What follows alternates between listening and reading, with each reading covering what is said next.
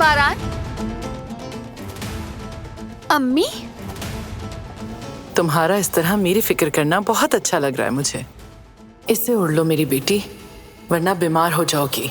अब तो चलने फिरने भी लगी हैं आप, माशाल्लाह। वैसे समझ में नहीं आता, इस दरवाजे पर अस्पताल लिखा है या तिब्बी इमदादी मरकज? हमने इंसानियत का हक अदा कर दिया। जो इसका अहल नहीं भी था उसका भी ख्याल रखा। बुजुर्गों ने कहा है, शादीशुदा अपने घर, देहाती अपने देहात। आजाद साहिबा ठीक कहती हैं, मुझे अब चलना चाहिए। आपको जाने की जरूरत नहीं, आप जब तक चाहें यहाँ रह सकती हैं।